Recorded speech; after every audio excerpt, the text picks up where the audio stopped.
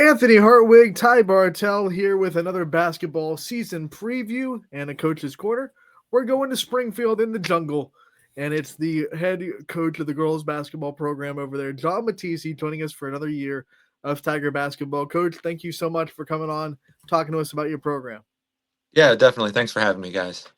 So, as we always like to do, let's start this one with kind of a recap of last year for people that might not have basketball fresh on the brain, might want to know kind of what went down last year and the lessons that you think the returning players can learn from last year's experience.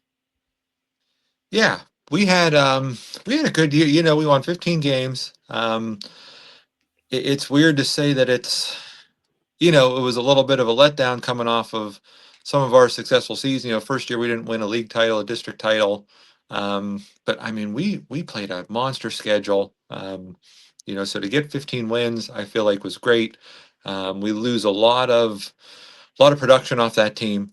Four starters, four senior starters, multi-year starters. So we are, kids that have been around. We have three returning letter winners, and so just trying to have kids in different spots, kids trying to, figure out what they're good at, figure out what their role is on this year's team. Counting on a lot of kids to step up and have a little more responsibility than last year. Let's stay right on that topic, Coach. Why don't we go into this year's team a little bit and meet and introduce those impact players and some of the leaders on this year's squad? hmm Yeah, we are lucky to have, a lot of upperclassmen. So we have four seniors, we have two juniors that are all going to get time. Seniors, Reagan Rogensky is our point guard, returning letter winner. She was the other starter last year with the four that left. So she is, you know, our hustler, our scrapper. She's always going to guard the other team's point guard. She is going to get steals. She's going to get on the ground and go after loose balls. Really sets the tone for how we want to play. Other seniors, Marion Winkler. She is a returning letter winner as well. Multi-year varsity player for us. Tremendous athlete. You know, she has really developed her basketball skill over the last few years, being able to play some varsity. Um, Senior Afton Douglas, another kid that's been with us for 4 years. She was, she's a center, so she was stuck kind of behind Jamaica the last 3 years. But now, she's getting some time. She's going to be out there. When we need somebody to kind of match up with some of the good posts in the league, we need some rebounding. She's the one that's going to be in the middle. Um, New kid this year, senior Maddie Page. She is a soccer kid that didn't play since junior high, but she is out there. She's an athlete. She can get up and down the floor. She talks. It's hard to find kids like that. So that's a tremendous asset for us. And then just our two juniors, Christina Vecchio and Ali Guerrero, who another couple soccer kids, good athletes, good kids that have been in the program that know what we're trying to do and are bought into what we want to do. Coach, you talk about a lot of those players who have kind of waited for their opportunity to shine behind obviously very talented players that graduated last year. What have you seen in the summer and the preseason that makes you very confident that even though it's a lot of new faces, that this standard of success and this team is going to be as confident as ever? hmm they know what it takes to be successful. That's when I love listening to Nick Saban stuff. And my favorite thing for him is, it takes what it takes. There's no shortcuts to be successful. If you want to have success, you have to do certain things. And I think they have bought into that. I think they, these seniors were freshmen the year we went to state. The juniors were freshmen when we went to a regional final. So, they've been through kind of that process, seeing how hard those other kids worked. And I think they are definitely following in those footsteps. We like to call ourselves scrappy. We like to call ourselves junkyard dogs, just because that's the mentality of this team. Coach, I always like to ask how coaches measure growth beyond the stat book, beyond what we see in the box score, too. What are some of those things that you look for and you determine how a player is growing outside of what they do stat wise on the court? hmm Just if they can develop into leaders. We always say a quiet team is a bad team. You should be able to stand outside the gym doors and then you'll find out all you need to know about how good a team is. So it's everybody taking that leadership responsibility. Everyone should making sure they're talking to each other on defense. we try to tell them, nobody should be on an island out there. So it's, we have a play call. They're telling each other what the play call is. They're helping each other walk through their responsibilities when they're out on the floor. As soon as we get to that level where everyone's taking kind of the ownership of the team, where it's not so much coming from the coaches, it's coming from the kids, that's when you've made the turn, and you're on the right track. I want to harp back to one of the conversations I actually had with your dad back when he was in McDonald and he lost a really good senior class. And he had a lot of people that were coming back trying to, kind of keep that momentum up. And he said, I really get to get back to the fundamentals of coaching and teach these kids the game and kind of let them learn as the season goes on. How excited are you and the staff for being able to do that this year? You have, a bunch of girls that kind of are coming into their own and stepping into a new role, and you get to kind of coach them throughout the season and kind of go back to the fundamentals of coaching and teach them the game as the season goes along. How excited does that make you and the coaching staff to be able to kind of step into that role as a coach?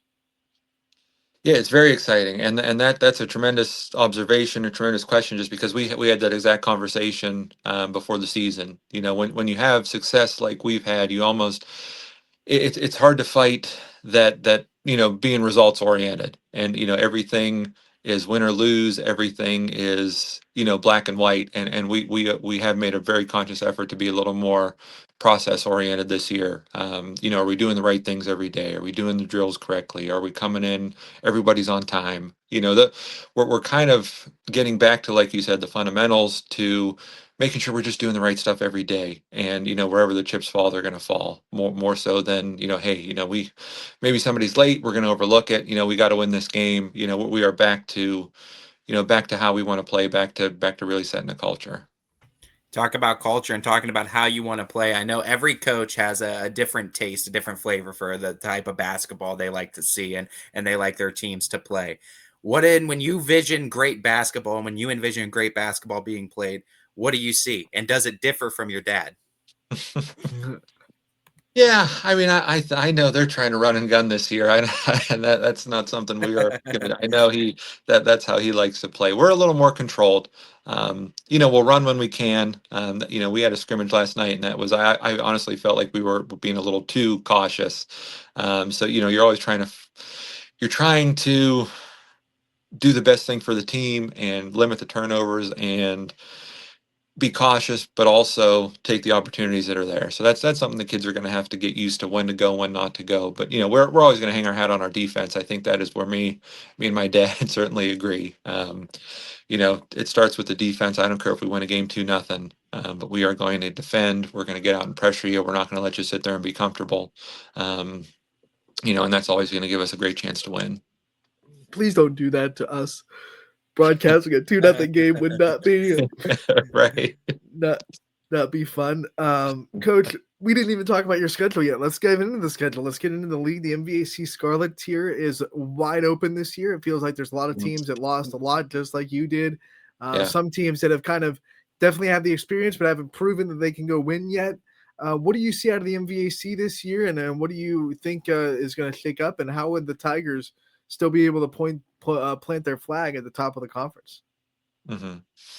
Yeah, I think we always expect to be in contention. We're certainly not ever going to concede that to anybody. We were in it right up until that last game of the year last year, that game of the week against Ridge. So I would expect us to be right there again.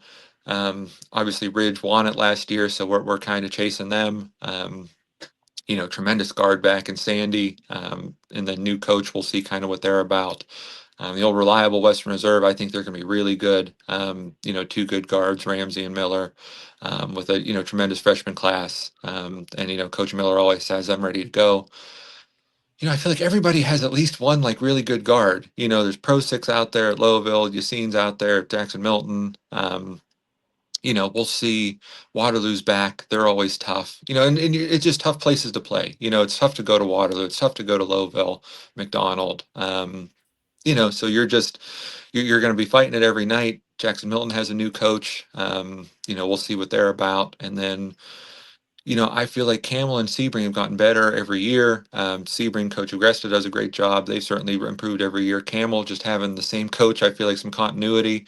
I've heard they have a lot of girls out. So, we're really not taking anything for granted in the league. Non-conference, we never shy away from good competition. We have Columbiana again. We have Poland again. We're playing in the South Range Holiday Tournament against them and Hilliard Davidson. We have Garfield at the end of the year going up there. So, we're certainly going to be tested again. I know we kind of hinted at like talking about the things you're looking forward to, some of the goals maybe for the season. For you at this stage in your career, what do you determine? How do you determine success at this stage in your career? What would you determine, I guess, as a successful season for this Tigers group? hmm Yeah, we just want to play our best. That's the thing is we've been a little up and down in the preseason here, and it's just like we said, process oriented. If we can come out and just execute what we have to execute, we're very big game planners. We're going to have a lot in for each game. If we can just come out, execute a game plan, make sure the kids are working hard, make sure the attitudes are positive, everyone's picking each other up.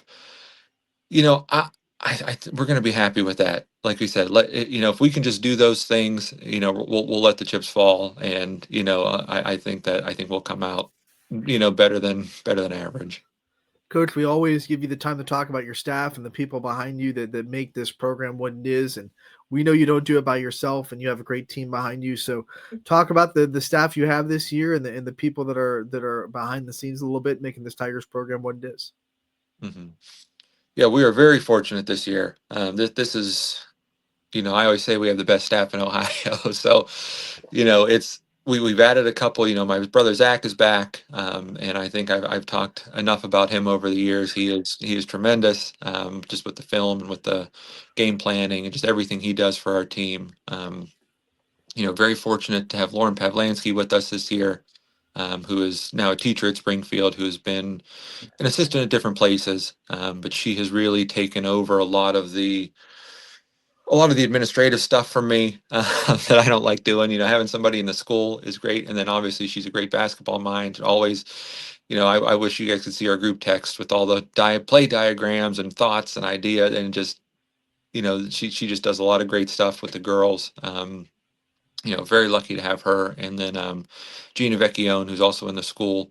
Um, we've been asking her to coach with us the last couple of years, and now that her, I think, last daughter is a freshman, she was able to make that commitment, and she's great with the kids. She's great with the JV kids. Very positive. Very, sometimes as coaches we can get down on each other, and she is always sees the bright side of things, which is great. I do want to shout out our junior high coaches. We have Ava Vecchione and Mariana Toscano back coaching the junior high. It's always exciting to see those kids come back and continue to be part of the program. And now they are on the other side of it, and just getting texts from them, hearing different stuff from them about, stuff that their girls are doing. And it's just funny to see them on the other side. So very appreciative that they can come back. And then, obviously our AD, Coach Guerrero, is tremendous. And I knew those two would be coaches. Yes, let's go. That's Right. what I was going to Fires talk me up. about too, Coach. Like, how much of a compliment is that to you as a coach that you had to have some sort of hand in inspiring a couple of your players to want to go out and be coaches, and then want to also do it with your programs? hmm It's great. I mean, honestly, I wish they would all come back, and either we practice players or come in. We do have kids come in on the weekends sometimes, but to coach a junior high team, come it.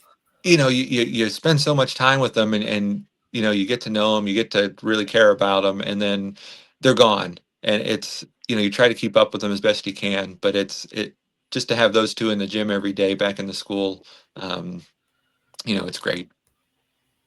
Those junior high players better not step out of line, because Coach Toscano will make them run in a hurry. In a hurry. She'll ball out on them. Coach, I want to thank you for your time so much. We appreciate talking to you as always. We will be right there with you throughout the season. I am scheduled to be at your first game Friday at Jackson Milton, so we'll be there for that. We'll be there for many others. We can't wait for it, and we'll see you again real soon, buddy. All right, awesome. Thanks a lot, guys. Thanks for all you do for us.